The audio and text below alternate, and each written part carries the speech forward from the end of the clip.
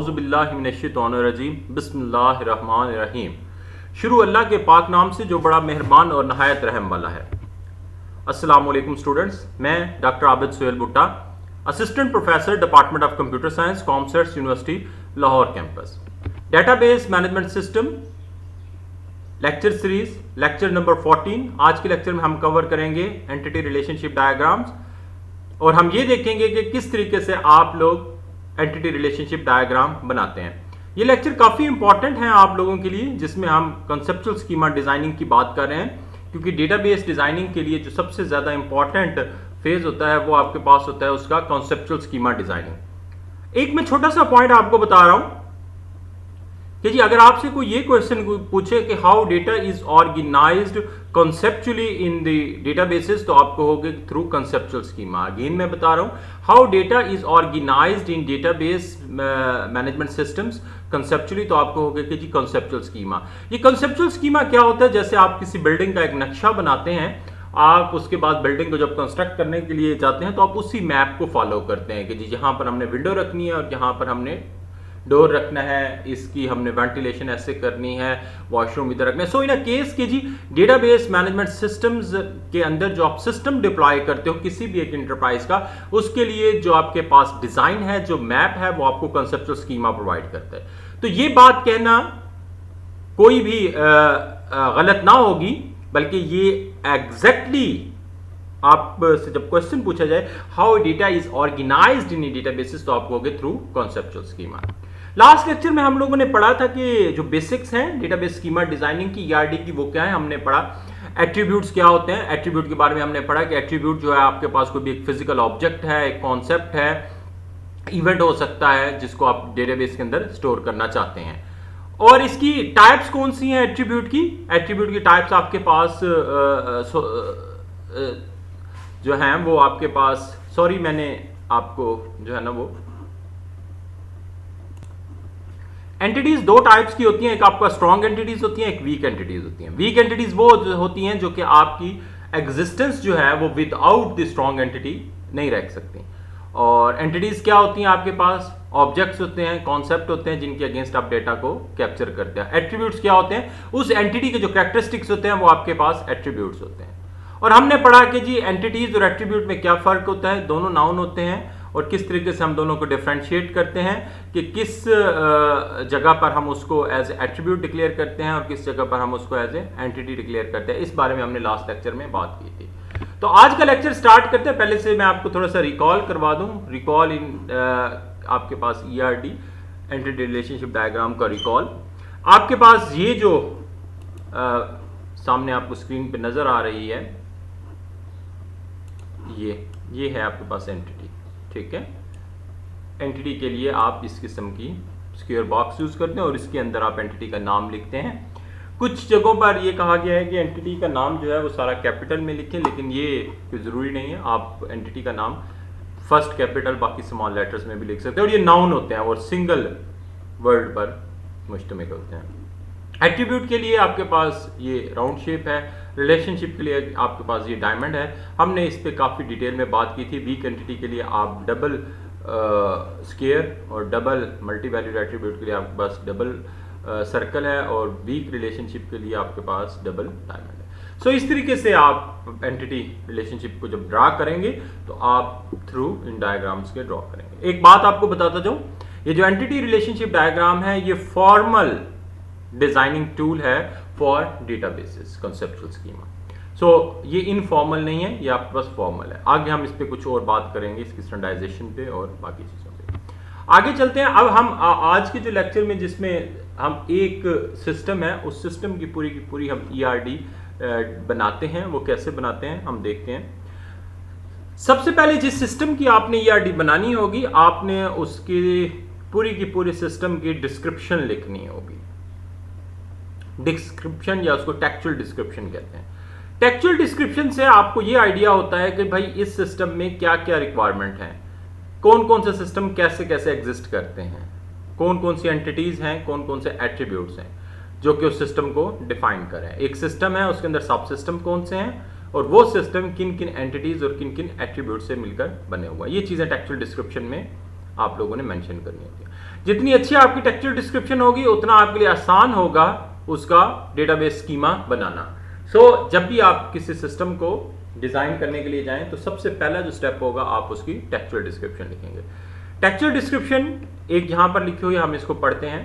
A university consist of number of department, each department offer several courses, a number of modules make up each courses, student enroll in a particular course and take modules towards the completion of that course.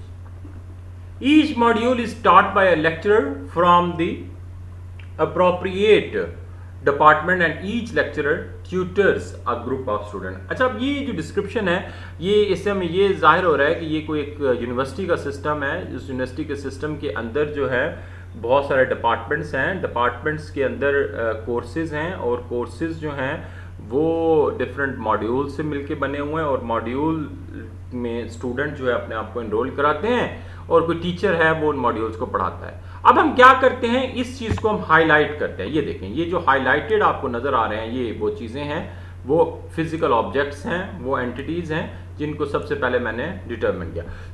आपने textual description से पहला step क्या करना है, पहला step है आपका identification of entities. पहला स्टेप आपका क्या हो गया, आइडेंटिफिकेशन ऑफ एन एंटिटीज, कि आपकी उस टेक्सचुअल डिस्क्रिप्शन के अंदर जो जो एंटिटीज हैं आपने उनको आइडेंटिफाई करना है। अब एंटिटीज वही जो मैंने डिस्क्राइब की। अच्छा, अब यहां पर एक और यूनिवर्सिटी भी एंटिटी हो सकती है, ऑब्वियसली यूनिवर्सिटी एंटिटी हो सकती है अगर आपकी उस यूनिवर्सिटी के अंदर मल्टीपल है, मतलब सिंगल एंटिटी को बाज़ वक़्त हम हाईलाइट नहीं करते। मतलब यूनिवर्सिटी एक है, पंजाब यूनिवर्सिटी है तो पंजाब यूनिवर्सिटी का सिस्टम बन रहा है, तो अब वो एक ही यूनिवर्सिटी है तो अगर हम यूनिवर्सिटी का टेबल बना देंगे उसके अंदर एक ही रिकॉर्ड आएगा। इसीलिए हम यूनिवर्सिटी का इस तरीके से जो है हम एज ए एंटिटीज को आइडेंटिफाई नहीं कर रहे हैं। हमने सबसे पहली जो एंटिटी आइडेंटिफाई की वो है डिपार्टमेंट, जिसको हमने हाईलाइट कर दिया, और उसके बाद दूसरी है हमारे पास कोर्सेज। डिपार्टमेंट का मतलब ये है कि जिस तरीके से आप डिपार्टमेंट ऑफ कंप्यूटर साइंस में बीसीएस कर रहे हैं या बीएससी कर रहे हैं तो वो आपका हो गया डिपार्टमेंट। और डिपार्टमेंट ऑफ कंप्यूटर साइंस आपको 3 या 4 कोर्सेज ऑफर करता है। पहला कोर्स है bachelor of computer sciences BScs, दूसरा कोर्स है आपके पास bachelor of sciences in software engineering BSSC जिसे आप कहते हैं, और तीसरा आपके पास कोर्स है MScs जिसको masters in sciences in computer sciences कहते हैं। तो department of computer sciences 3 courses आपको ऑफर करता है। अब मॉड्यूल क्या है, मतलब आपका जो एक कोर्स है BScs का है उसमें आप लोग ऑलमोस्ट 35 to 40 कोर्सेज जो हैं वो पढ़ते हैं। कोर्सेज का मतलब यह है कि फॉर इंस्टेंस आप डेटाबेस जो पढ़ते हैं, डेटाबेस इज अ मॉड्यूल। तो आप कोर्स को ये समझ लें, कोर्स का मतलब है डिग्री, BScs जैसे डिग्री है। मॉड्यूल का मतलब है कि आप उस कोर्स के अंदर जो सब्जेक्ट्स पढ़ते हैं, सब्जेक्ट्स आपके मॉड्यूल है, ठीक है। अब स्टूडेंट जो है वो जिस तरीके से आप लोगों ने इस सेमेस्टर में डेटाबेस भी लिया हुआ है, डेटा स्ट्रक्चर भी लिया हुआ है और भी आपने मॉड्यूल्स में रजिस्टर्ड हुए हैं, तो in a particular course and take modules towards the completion of that course, each module is taught by a lecturer. So I'm a lecturer, मतलब मैं आपको उस कोर्स में पढ़ा रहा हूँ। तो ये हमने उसकी एंटिटीज आइडेंटिफाई की। पहली चीज है आपने एंटिटीज को आइडेंटिफाई करना है। अच्छा, अब इस टेक्सचुअल डिस्क्रिप्शन के अंदर एंटिटीज के साथ उसके एट्रीब्यूट्स नहीं है। अगर आपके पास जो है किस टेक्सचुअल डिस्क्रिप्शन इस तरह लिखी होती, a university consist of number of department and department has the department ID, department location, something like, तो आप उसके बाद सेकंड स्टेप में उसके एट्रीब्यूट्स आइडेंटिफाई करते। लेकिन इस टेक्सचुअल डिस्क्रिप्शन में एट्रीब्यूट्स नहीं है, लेकिन दूसरी जो मस्ट चीज है वो यहां पर है रिलेशनशिप है। तो रिलेशनशिप क्या है, वर्ब है। वर्ब है जो दो एंटिटीज के बीच में जो एसोसिएशन है उसको डिफाइन करता है। अब यहां पर हाईलाइट किया गया है कि each department offer several courses. ये जो ऑफर्स है ये आपके पास वर्ब है। A number of modules makeup each courses. अब ये मेकअप की एसोसिएशन है बिटवीन कोर्स एंड मॉड्यूल्स, ठीक है। कोर्स डिग्री प्रोग्राम हो गया, मॉड्यूल सब्जेक्ट हो गया। स्टूडेंट्स जो हैं वो एनरोल होते हैं इन अ पर्टिकुलर कोर्स और उसको मॉड्यूल में रजिस्टर्ड होते हैं, और जिस मॉड्यूल को कोई टीचर पढ़ाता है और एक सर्टेन टीचर एक सर्टेन ग्रुप ऑफ स्टूडेंट्स को ट्यूटर करता है। अब पहला स्टेप हो गया आपका आइडेंटिफिकेशन ऑफ एंटिटीज और दूसरा स्टेप हो गया आइडेंटिफिकेशन ऑफ रिलेशनशिप, ठीक है। अब आपका जो तीसरा स्टेप है वो है आपने अब इसकी डायग्राम्स को ड्रॉ करना है। हमने क्या किया है, हमने जो पहले स्टेप में हमने एंटिटीज को एनलिस्ट किया था, ये हमने एंटिटीज को एनलिस्ट किया, डिपार्टमेंट, कोर्स, मॉड्यूल, लेक्चरर और स्टूडेंट। ये हमारे पास 1 2 3 4 5 हमारे पास एंटिटीज एनलिस्ट होके आ गई हैं। इन एंटिटीज में हमारे पास कोर्स है, डिपार्टमेंट है, मॉड्यूल है, स्टूडेंट है, टीचर है।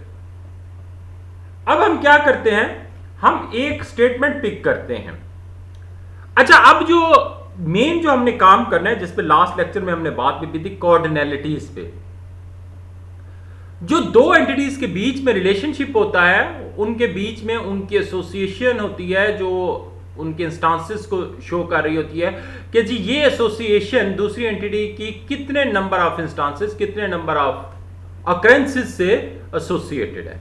अगेन मैं बता दूं कि दो एंटिटीज के बीच में जो आपका रिलेशनशिप होता है वो एक तो होता है बाई डायरेक्शनल होता है, साथ उसमें कार्डिनैलिटी होती है। कार्डिनैलिटी मैंने लास्ट लेक्चर में बताया था, दो टाइप्स की होती है, मिन कार्डिनैलिटी होती है, मैक्स कार्डिनैलिटी होती है, जिसको आप एक को आप कहते हैं मैंडेटरी कार्डिनैलिटी, दूसरी को आप ऑप्शनल कार्डिनैलिटी कहते हैं। जो आपकी कार्डिनैलिटी मैंडेटरी है, उसका मतलब ये है कि जी वो बिजनेस रूल है, वो आपका बिजनेस रूल है जो मैंडेटरी है। ऑप्शनल का मतलब ये है कि जी आपको उसमें मैक्सिमम का कोई मतलब लेवल डिफाइन नहीं हुआ। तो पहली स्टेटमेंट लिखी हुई है, each department offers several courses. हमने डिपार्टमेंट को पिक किया, कोर्स को पिक किया, दरमियान में रिलेशनशिप दिया ऑफर्स का, और हमने उसके बीच में ये रिलेशनशिप बनाया। अब ये जो सेवरल का वर्ड आया है, अब इसको जरा अंडरस्टैंड करें। डिपार्टमेंट ऑफर्स सेवरल कोर्सेज, कि भाई एक डिपार्टमेंट के अंदर बहुत ज्यादा कोर्सेज ऑफर होते हैं, तो ये एसोसिएशन होगी वन टू मैनी की। ये एसोसिएशन क्या हो गई, वन टू मैनी की एसोसिएशन हो गई। अच्छा, अब वन टू मैनी की एसोसिएशन में आप कहेंगे कि सर लास्ट लेक्चर में तो आपने यहां पर वन लगाया था।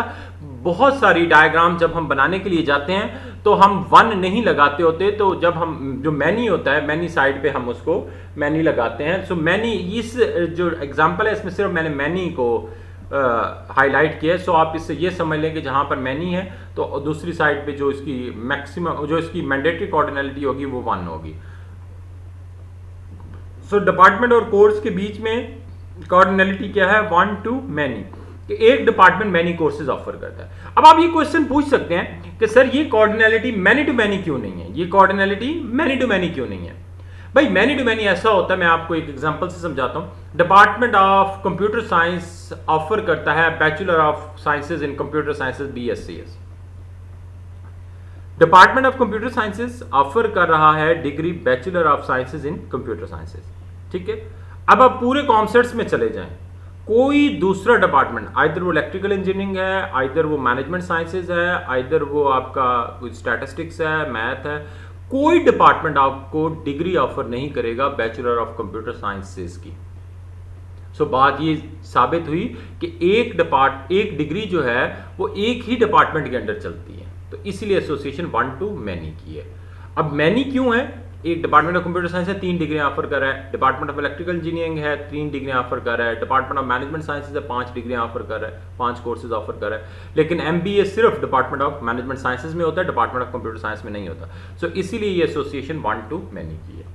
अब आपको लास्ट लेक्चर में जब ये चीजें बता रहे थे तो मैं कह रहा था कि ये चीजें आपको टेक्चुअल डिस्क्रिप्शन से, बिजनेस रूल से, बिजनेस के अंदर किस तरीके से इंफॉर्मेशन फ्लो करती है वहां से समझ आएंगी। तो अब आप ये समझ लें कि जी हम एक्चुअली जो डेटाबेस बना रहे होते हैं वो हमारी रियल वर्ल्ड रिप्रेजेंटेशन होती है, कि जिस तरीके से हमारी इंफॉर्मेशन जो है वो सिस्टम के अंदर एग्जिस्ट करती है। मतलब जैसे हमारे सिस्टम के अंदर ये चीज एग्जिस्ट करती है कि जी डिपार्टमेंट ऑफ कंप्यूटर साइंस ही BCS ऑफर करेगा, तो हम रिलेशनशिप वन टू मैनी करेंगे। आगे चलते हैं, आगे लिखा हुआ है number of module make up each courses. BScs जो कोर्स है उसके लिए मॉड्यूल्स जो है वो कौन से हैं, आपने I2C पढ़ा, पाकिस्तान स्टडीज पढ़ी, कैलकुलस पढ़ा, मैथमेटिक्स के कोर्सेज पढ़े, सो ऑलमोस्ट आप 35 से 40 कोर्सेज पढ़ेंगे।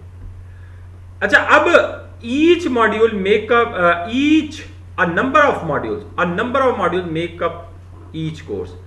सो कोर्स इंक्लूड्स मॉड्यूल्स, या कोर्स जो है वो मॉड्यूल्स से मिलके बना हुआ है, ठीक है। तो ये हमने रिलेशनशिप बना लिया। अब इस रिलेशन के अंदर जो कोऑर्डिनैलिटी है, जो एसोसिएशन की टाइप है, वो मैनी टू मैनी है। अब आपने ये अंडरस्टैंड करना है कि भाई ये एसोसिएशन मैनी टू मैनी क्यों है। देखें, एक कोर्स है bachelor of computer sciences BScs, उसके अंदर आपको डेटाबेसेस पढ़ाया जाता है, ठीक है, आपको डेटा स्ट्रक्चर पढ़ाया जाता है। सो इट मींस के एक कोर्स के अंदर मल्टीपल मॉड्यूल है। तो ये तो बात समझ आ गई कि एक कोर्स जो है वो मेकअप है मल्टीपल मॉड्यूल्स पे, यहां से एसोसिएशन 1 to मैनी हो गई, क्लियर हो। लेकिन module to course association many क्यों है? वो इसलिए है बच्चों, डियर स्टूडेंट्स, कि आपके पास जो डेटाबेसेस है वो बैचलर ऑफ कंप्यूटर साइंसेज वाले भी पढ़ रहे हैं, बैचलर ऑफ सॉफ्टवेयर इंजीनियरिंग वाले भी पढ़ रहे हैं और बैचलर ऑफ इलेक्ट्रिकल इंजीनियरिंग वाले भी पढ़ रहे हैं, ठीक है। पाकिस्तान स्टडीज है, पूरे के पूरी डिग्रीज जितनी भी ऑफर होते हैं सब में पढ़ाई जाती है, इस्लामिक स्टडीज सब में। सो इट मींस कि एक मॉड्यूल मल्टीपल डिग्री प्रोग्राम में पढ़ाया जाता है, एक मॉड्यूल मल्टीपल डिग्री प्रोग्राम में पढ़ाया जाता है, इसलिए एसोसिएशन मैनी है। सो एक कोर्स जो है उसके अंदर मल्टीपल मॉड्यूल्स हैं और एक मॉड्यूल मल्टीपल कोर्सेज में पढ़ाया जा रहा है, इसलिए एसोसिएशन मैनी टू मैनी है। सो ये एसोसिएशन आपने बड़ी केयरफुली डिटरमाइन करनी है। अगेन आप माइंड में वही मेरी पहली बात को रखें। सो मैंने आपको बताया कि जी आप लोग according to business scenario, according to business rule, according to the business needs, according to information flow, आप लोग क्या करते हैं, आप लोग अपने डेटाबेस को मॉडल आउट करते हैं, ठीक है। आगे चलते हैं हम लोग। अगली चीज है students enrolled in a particular course. Students enrolled in a particular course. एक स्टूडेंट है, फॉर इंस्टेंस मोहम्मद उसामा है, वो BCS में आप डिग्री में आता है, तो student enrolled in a degree programme, in a course. अच्छा, अब ये एसोसिएशन है 1 to मैनी। जैसे आप BCS CS के स्टूडेंट हैं तो आपके साथ जो है वो 4 सेक्शंस हैं, तो उसमें कोई 200 के करीब स्टूडेंट्स पढ़ रहे हैं। सो एक कोर्स के अंदर मल्टीपल कोर्सेज हैं, समझ आ गई, 1 to मैनी हो गई। अब मैनी टू मैनी क्यों नहीं है? मैनी टू मैनी इसलिए नहीं है कि भाई एक स्टूडेंट यूनिवर्सिटी के अंदर या MBA करेगा, BBA करेगा या वो BCS करेगा, वो 2 डिग्रियां या 3 डिग्रियों में एनरोल नहीं हो सकता। तो इसीलिए इसकी एसोसिएशन 1 to मैनी है कि एक स्टूडेंट मल्टीपल कोर्सेज में एनरोल नहीं हो सकता। आगे चलें। अब मॉड्यूल टू स्टूडेंट्स का ये एसोसिएशन है मैनी टू मैनी। वो कैसे? डेटाबेसेस का कोर्स है, इसमें मॉड्यूल है ना, एक मॉड्यूल है डेटाबेसेस, मल्टीपल स्टूडेंट एनरोल्ड है। अभी मैंने बताया कि जी 200 स्टूडेंट BCS CS के हैं, कुछ SC के हैं और कुछ EE के भी हैं, इलेक्ट्रिकल इंजीनियरिंग, कंप्यूटर इंजीनियरिंग के स्टूडेंट्स हैं। सो एक कोर्स के अंदर मल्टीपल स्टूडेंट एनरोल्ड हैं, ये तो आपको बात समझ आ गई। एक स्टूडेंट भी मल्टीपल कोर्सेज में रजिस्टर्ड, जिस तरीके से आप इस सेमेस्टर में 5 कोर्सेज में रजिस्टर्ड हैं। सो ये एसोसिएशन क्या हो गई? मैनी टू मैनी हो गई। सो मैनी टू मैनी का मतलब ये है कि जब एक स्टूडेंट है वो सिर्फ एक कोर्स पढ़ता, एक मॉड्यूल पढ़ता, एक कोर्स पढ़ता है, जैसे यहां पर पढ़ रहा था, एक ही डिग्री प्रोग्राम में था, तो इट मीन्स कि वो एसोसिएशन 1 to मैनी की थी। लेकिन यहां पर मैनी टू मैनी है कि जी एक कोर्स को भी मल्टीपल स्टूडेंट एनरोल करवाते हैं। Each module is taught by a lecturer. अच्छा, यहां पर 1 to मैनी है। 1 to मैनी का मतलब यह है कि जी डेटाबेस ऑफर हो रहा है कोर्स, तो उसको सिर्फ और सिर्फ एक टीचर पढ़ाएगा, चाहे उसमें 400 बच्चे भी आ जाए। दुनिया की मॉडर्न यूनिवर्सिटीज़ में ऐसा ही होता है। ये सिनेरियो थोड़ा सा मॉडर्न यूनिवर्सिटी का ही मैंने पिक किया हुआ है कि उसके अंदर एक कोर्स को मल्टीपल लेक्चरर नहीं पढ़ा। फॉर एग्जाम्पल डेटाबेस है ना, तो डेटाबेस सिर्फ एक टीचर पढ़ाएगा, चाहे उसके पास 400 या 500 बच्चे आ जाएं। तो इसीलिए ये एसोसिएशन है 1 to मैनी। लेकिन हमारे कॉन्सेप्ट्स के सिनेरियो में ये एसोसिएशन है मैनी टू मैनी। लेकिन अगेन मैं बता दूं कि आपकी कोऑर्डिनैलिटी एक सिस्टम, एक जैसे सिस्टम में भी डिफरेंट हो सकती है। मतलब यूनिवर्सिटी, हमारी यूनिवर्सिटी के बिजनेस रूल्स कुछ और हैं और लम्स यूनिवर्सिटी के बिजनेस रूल्स कुछ और हैं। तो मे बी ये अकॉर्डिंग टू लम्स यूनिवर्सिटी जो है वो लेक्चरर जो है वो मल्टीपल मॉड्यूल पढ़ा सकता है, लेकिन एक मॉड्यूल को एक ही लेक्चरर पढ़ाएगा, ठीक है। तो इसलिए ये एसोसिएशन क्या है आपकी? 1 to मैनी की एसोसिएशन।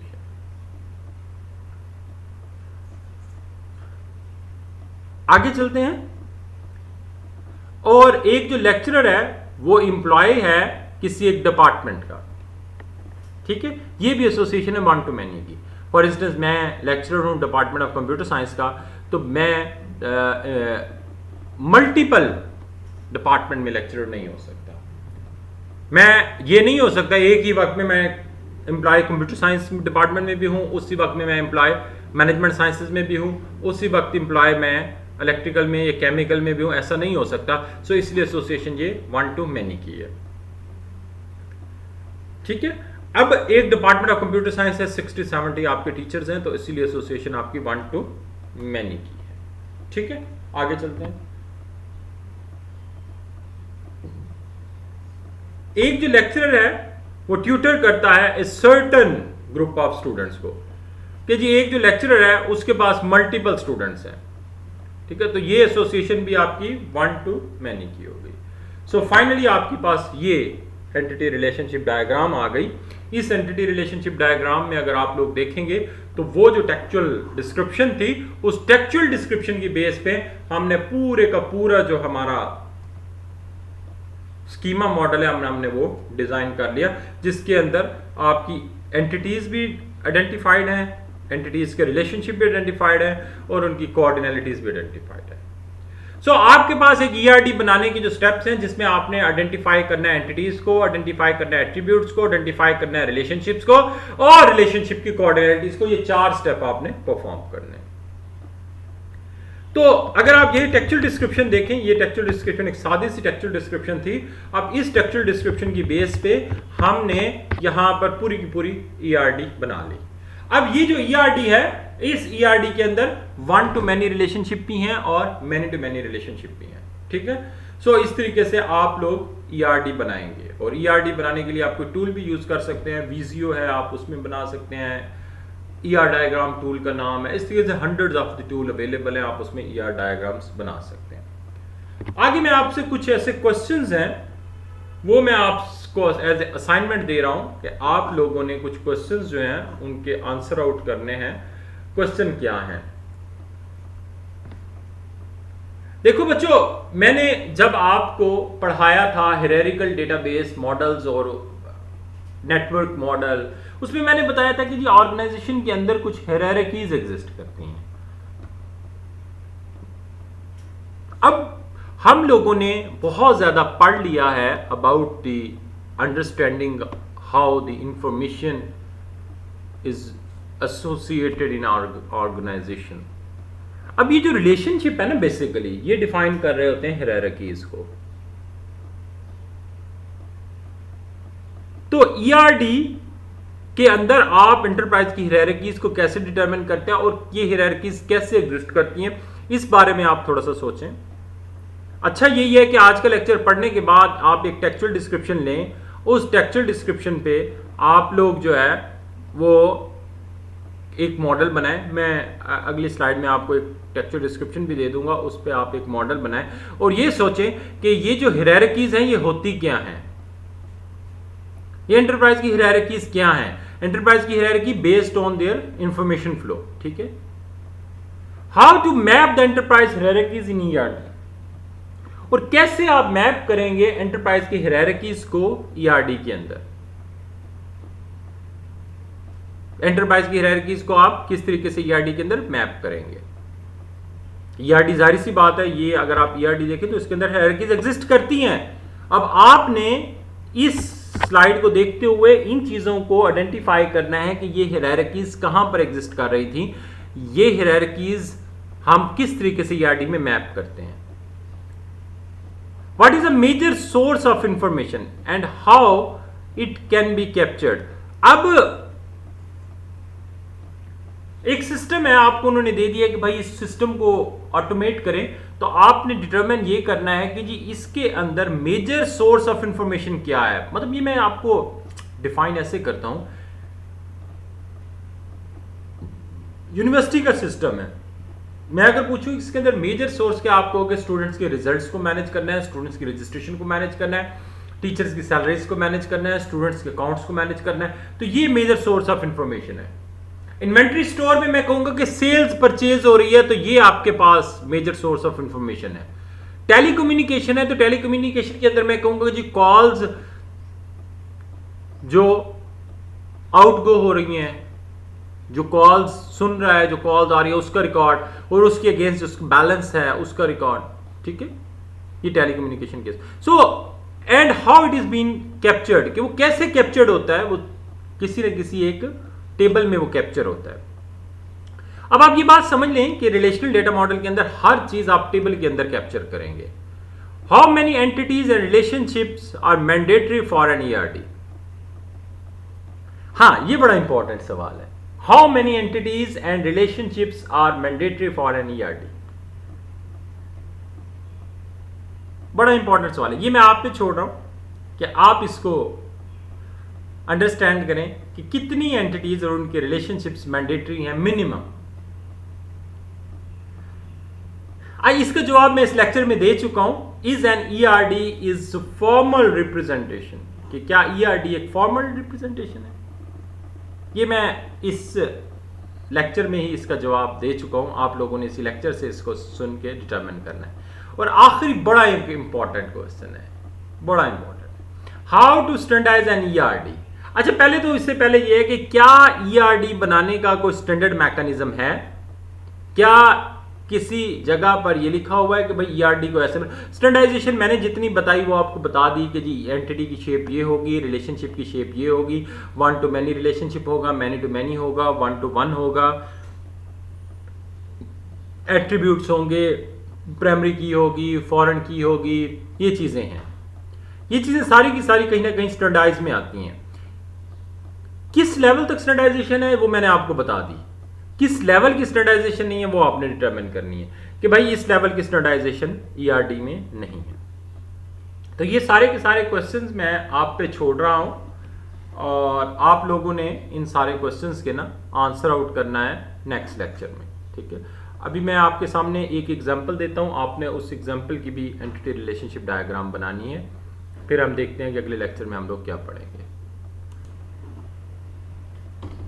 असाइनमेंट, आप लोगों ने इस टेक्सचुअल डिस्क्रिप्शन को रीड आउट करना है और इसके लिए आपने जो है वो ईआरडी बनानी है। ये नेक्स्ट लेक्चर में जब क्वेश्चन आंसर सेशन होगा तो उस सेशन में मैं देखूंगा कि जी आप लोगों को ये जो दो लेक्चर्स हैं, लेक्चर 13 लेक्चर 14 ईआरडी पे जो थे, अब आपको कितनी अंडरस्टैंडिंग हुई, आप किस तरीके से उसका कंसेप्चुअल स्कीमा बना सकते हैं। मैं इस डिस्क्रिप्शन को आपके सामने एक्सप्लेन कर देता हूँ। Design A database for an online reservation system for microscopes in material science lab.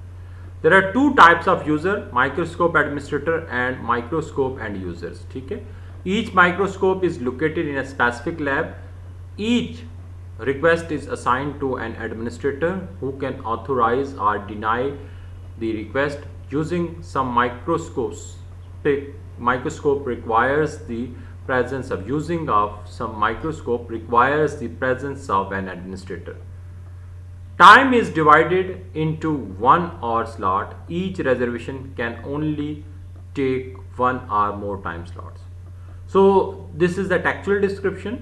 First task is to understand this textual description, and the second step you have to identify the entities, attributes, their relationships and coordinalities, and finally draw the ERD. तो आप लोगों ने इस ERD को बनाना है और बनाने के बाद सेशन में आप लोगों ने इस ईआरडी को प्रेजेंट करना है। So if in A one line मैं आप लोगों को बताना चाहूं कि जी इस पूरे सिस्टम के अंदर क्या हो रहा है, तो आई विल से कि जी this systems is being used for the reservation of microscopes, कि कोई लैब है, उस लैब के अंदर माइक्रोस्कोप्स को रिजर्व करने के लिए जो सिस्टम है आपने उसकी ईआर डिजाइन करनी है। तो उस ईआरडी को डिजाइन करने के साथ साथ आपके पास ये सारे क्वेश्चंस हैं, इन क्वेश्चंस के भी आंसर आप ढूंढिएगा, इंटरनेट से ढूंढें, लेक्चर से ढूंढें, ये बड़े इंपॉर्टेंट क्वेश्चन है। ये मैंने क्वेश्चन इसलिए पुट आउट किए हैं कि जी आप जब इंटरव्यू देने के लिए जाते हैं तो ये क्वेश्चंस आपसे पूछे जाते हैं और इन क्वेश्चंस की अंडरस्टैंडिंग आपके लिए बहुत ज़रूरी है कि अगर आपको ये चीज़ें क्लियर हो जाएंगी तो आप बड़े आसानी से और अच्छे तरीके से आप जो है वो किसी भी ईआरडी को डिज़ाइन कर सकते हैं। सो आज का लेक्चर बच्चों इतना था। आज के लेक्चर को अगर मैं कंक्लूड करूं तो आज के लेक्चर में हम लोगों ने ये पढ़ा कि how to design an ERD. मैं अगेन इसको थोड़ा सा आपको कंक्लूड करके बता देता हूं कि जब भी आप ईआरडी डिजाइन करने के लिए जाएंगे तो या तो आप मतलब इस केस में तो आपके सामने टेक्सचुअल डिस्क्रिप्शन थी, नहीं होगी तो आप सिस्टम में जाके उसके रिक्वायरमेंट एनालिसिस करके और सिस्टम की स्पेसिफिकेशन, चाहे आप डेटा फ्लो डायग्राम्स बना के उसको अंडरस्टैंड करें, अंडरस्टैंड करने के बाद आप कॉम्प्रिहेंसिव किस्म की टेक्सचुअल डिस्क्रिप्शन लिखेंगे। जब आप टेक्सचुअल डिस्क्रिप्शन लिख लेंगे तो टेक्सचुअल डिस्क्रिप्शन के बाद फिर आपको 3 स्टेप्स में ईआरडी बनानी है। पहला स्टेप है identification of entities and their attributes, दूसरा स्टेप हो गया आइडेंटिफिकेशन ऑफ रिलेशनशिप्स, और तीसरा स्टेप आपका हो गया उसकी कोऑर्डिनैलिटीज को डिटरमिन करना है। सो इस तरीके से आप लोग जब ये तीनों स्टेप बाय स्टेप करेंगे तो होपफुली आपकी ईआरडी कंप्लीट होगी। आगे चल के हम इसमें जो कॉम्प्लिकेशंस होंगी ईआरडी की वो हम अगले लेक्चर्स में देखेंगे। सो अगले लेक्चर में हम लोगों ने क्या करना है, हमने जो चीजें देखने, ये जो टाइप्स ऑफ एंटिटीज लिखा हुआ है बेसिकली क्लासिफिकेशन ऑफ एंटिटीज है टू डेटा, कि एंटिटीज को हम क्लासिफाई कैसे करते हैं। ERD provides basic for schema refinement. मैं आपको बता रहा हूं कि जी मैनी टू मैनी एसोसिएशन है, 1 to 1 है, 1 to many है। इन्हीं कोऑर्डिनैलिटीज को जो हम यहां पर डिजाइन करें, इनकी इंपॉर्टेंस क्या है इन स्कीमा रिफाइनमेंट। स्कीमा रिफाइनमेंट का मतलब शायद मैं आपको थोड़ा सा अगेन बता दूं, पहले भी शायद बताया हो। स्कीमा रिफाइनमेंट का मतलब ये है कि जी आपने अपने स्कीमास के अंदर जो बैड पैचेस हैं, जहां पर आपको ये फील हो रहा है कि इसकी वजह से हमारा डेटाबेस जो है वो इनकंसिस्टेंट हो सकता है, और मैंने आपको याद होगा एक बात कही थी कि अगर आपके पास एक सिस्टम जो है वो अंडर परफॉर्म कर रहा है तो उसकी रीजन उसका स्कीमा होगा, उसका बैड डिजाइन ऑफ स्कीमा होगा।